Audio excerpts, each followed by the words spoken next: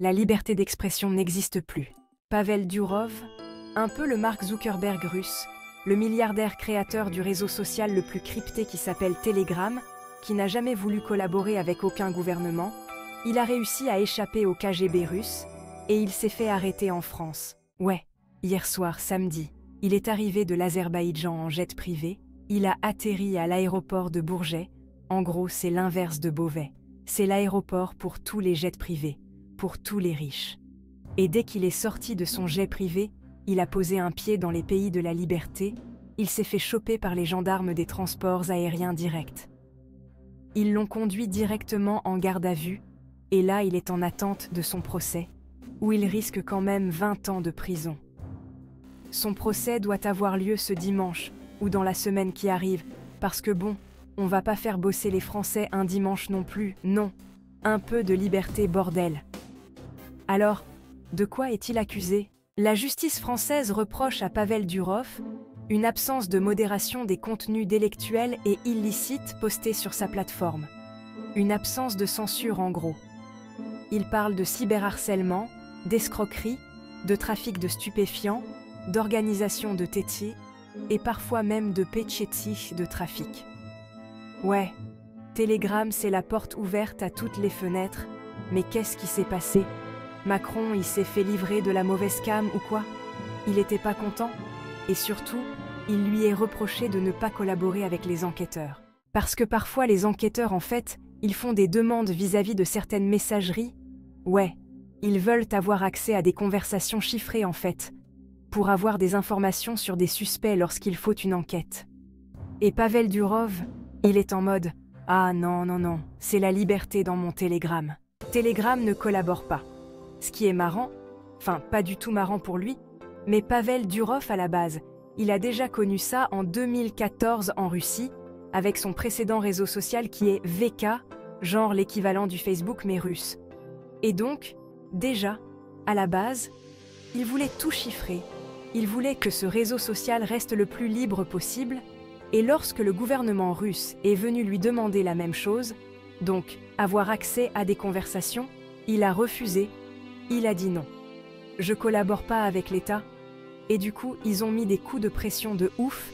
Ils l'ont menacé justement de prison. Et lui, donc à ce moment-là, bon, il a fait ses petites valises et il s'est barré à Dubaï.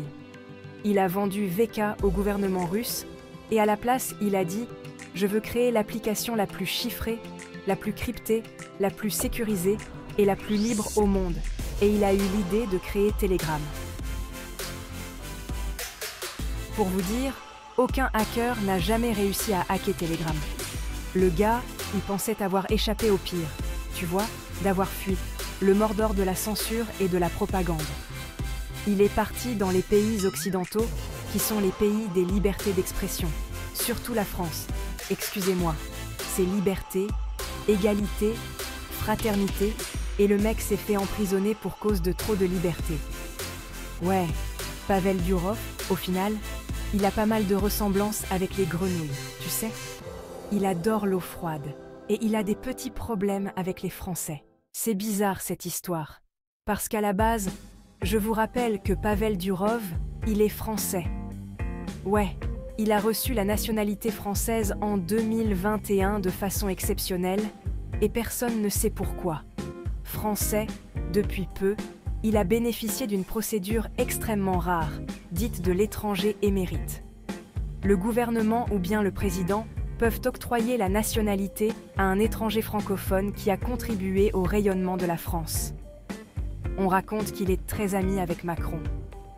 D'ailleurs, Macron a un compte officiel sur Telegram. Mais cette amitié-là, apparemment, elle a pris fin. Depuis hier soir, sur les réseaux sociaux, le hashtag FreeDurov est encore plus populaire que Free Palestine. Les journalistes et les personnalités du monde entier s'indignent face au comportement de la France. Ils ont déjà commencé à organiser des manifestations en soutien à Pavel Durov devant les ambassades de France dans le monde entier. Au même temps, je comprends pourquoi on en parle autant.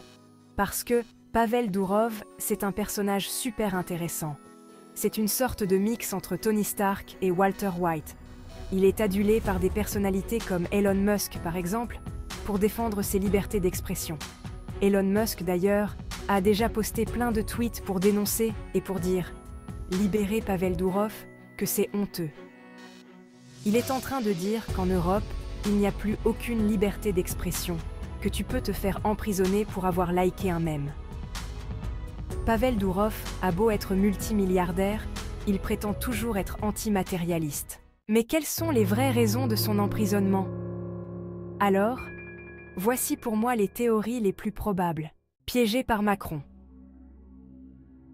D'après plusieurs sources journalistiques, Pavel Dourov a été en Azerbaïdjan, justement pour rencontrer Vladimir Poutine là-bas. Car Vlad, il a été là-bas pour des rencontres diplomatiques, et Pavel, il s'est précipité pour y aller aussi. Mais une fois là-bas, Poutine a refusé de le rencontrer. Alors qu'apparemment, Dourov avait des choses très importantes à lui raconter. On dirait qu'il sentait déjà arriver la guillotine. Et du coup, vu qu'il n'a pas pu demander de l'aide à Poutine, il a demandé à rencontrer Macron.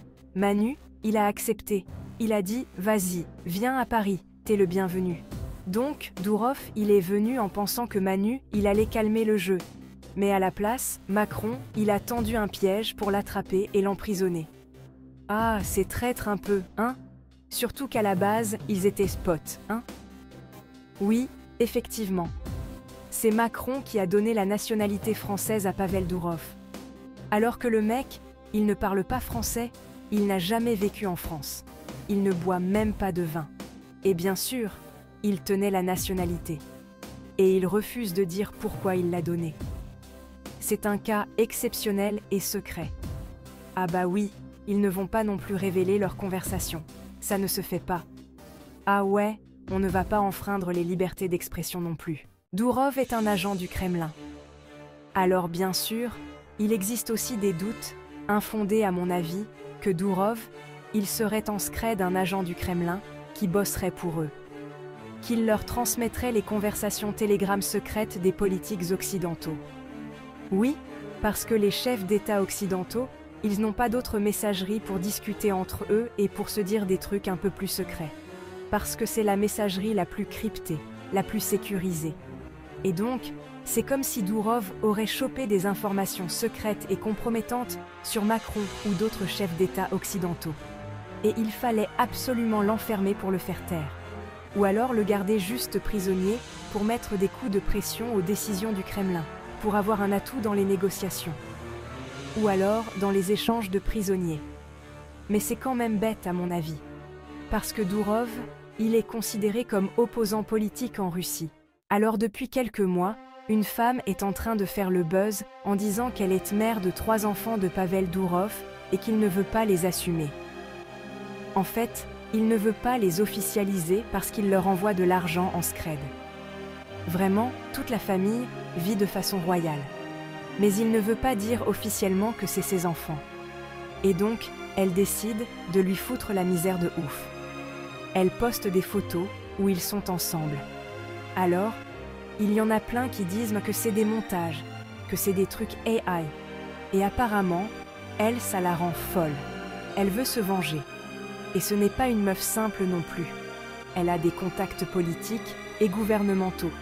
Et donc, ce serait elle qui a aidé pour organiser son arrestation. Parce qu'en fait, hier justement, c'était son anniversaire. Elle habite en Suisse. Elle l'a invité pour son anniversaire. Elle a prévenu toute la bande pour l'arrêter dès qu'il atterrisse sur le sol français. Et aujourd'hui, elle vient de poster « C'était le meilleur anniversaire de toute ma vie. Le jour où le père de tes enfants se fait arrêter pour 20 ans de tôle. » C'est très suspect à mon avis. Et franchement, si c'est vrai, la vengeance des ex, il ne faut pas rigoler avec ça. Par rapport à ses enfants, Pavel Dourov, il n'a jamais voulu rien commenter.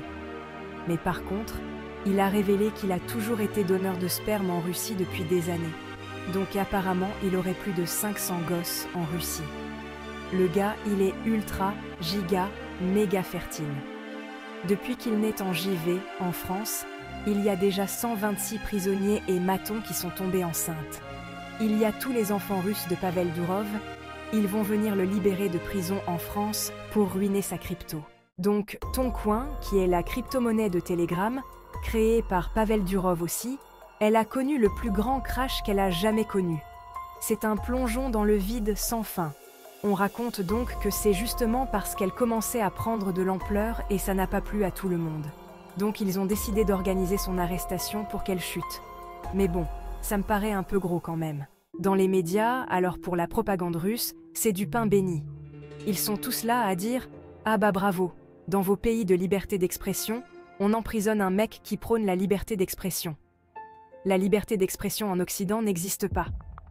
C'est tous des menteurs. Genre les gars, mais sérieusement, soyez logiques. Genre Philippe Catherine, c'est la liberté, mais Telegram et Pavel Durov, c'est la terreur. Alors que Philippe Catherine, justement, je pense pas qu'il aurait été content qu'on révèle toute la ça qu'il a commandée sur Telegram. C'est ça le problème. C'est le problème de la liberté pour tous. C'est que quand tu dis pour tous, ça veut dire que c'est la liberté pour les criminels aussi. Ça va dans les deux sens. Parce que oui, effectivement, il y a des trucs qui sont horribles sur Telegram. Mais en même temps, c'est le réseau social qui a aidé le plus de gens, qui a sauvé le plus de vies. Parce qu'il y a des manifestations et des révolutions qui ont été organisées sur Telegram. Oui, Telegram, ça a été l'outil de plusieurs révolutions politiques, comme par exemple en Hong Kong en 2019, en Biélorussie en 2020, en Iran en 2017, en Russie en 2018, en Espagne, les manifestations en Catalogne en 2017.